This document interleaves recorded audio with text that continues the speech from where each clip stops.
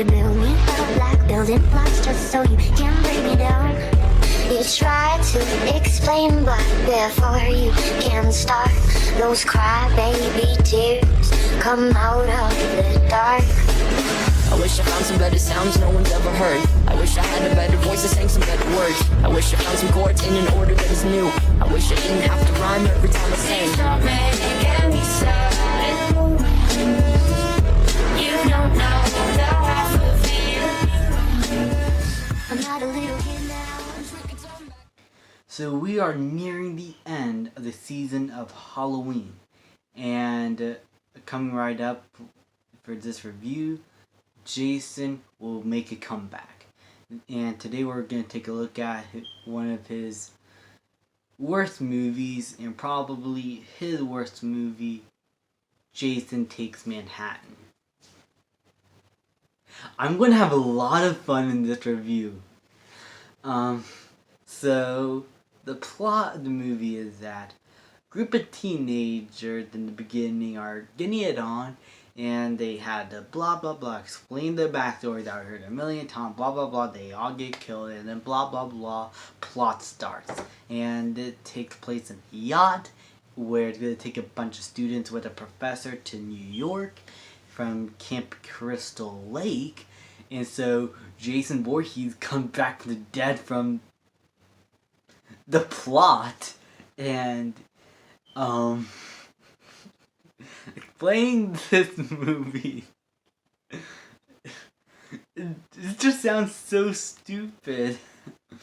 But Jason comes back and decides to take over this boat and kill everyone, and then when they get to New York, that's when the fun starts. Except the New York part is only in the last act. The second and first act, it mostly takes place in a bit of Crystal Lake and this boat. You called your movie Jason Takes Manhattan. Just randomly put him there and just go with the story. It's not like these movies make sense anymore anyway. And so, that is the movie plot in a nutshell. And so, what would I have to say? Well, it is cheesy. It is really dumb fun. I mean, there's a scene where Jason whacks a girl with a guitar and kills her. There's a scene where a student tried to blackmail her professor to have sex with her, and she recorded the whole thing, and then she gets killed.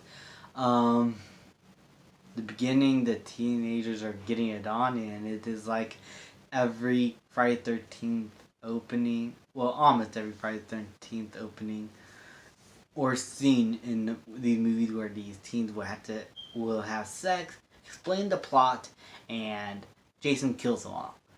And that's when the movie really does start from there. Filmmaking wise, I would say it is average at best, at least. I mean, filmmaking, there's nothing truly awful about it, but there's nothing really special about it either. It's just the dialogue, the writing, and the hokiness of the movie that just makes it dumb. But unlike Jason Lives, which was pure dumb fun and probably my favorite Friday the 13th film, this one feels like a hollow version of that movie that tried to go too big and ultimately fails. And it is campy, and I still like the direction this series is going to, and it still had a bit of that those hokey characters there, but the characters are really just there for the body count. I really don't remember a single person nor their names, so that sucks. There are the few Stephen King references here, like a girl was given a pen, which is sort of like a replica from one of the books or movies. Yeah, that is basically it. my thoughts of the movie are that it is average filmmaking. It is a hokey horror movie. But there's nothing to make it be like, oh my god, this is so bad, it's good, like Jason Lives, or something to be like really terrible with the filmmaking and stuff. There's nothing like that for both. It's somewhere around the middle. And I think this is where the movie ultimately fails, that it doesn't know what it wants to be. Doesn't want to be something hokey, or doesn't want to be boring and be like some of the other Friday the 13th movies. Ultimately, it failed at both, and in a way it was able to be entertaining throughout, but the title is still misleading. You're just waiting to see what Jason does next, or just waiting to see the New York segment, which is what we all came for. And so the second act, I would say, is a bit boring because nothing much happens from what you are expected to see. And so I would say that this movie is disappointing in a way, but it is not the worst film in the franchise in my opinion.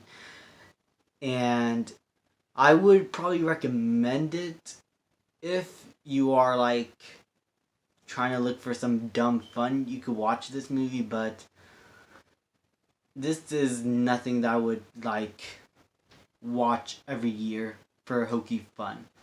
I'm gonna give Friday the 13th Jason Takes Manhattan a C-.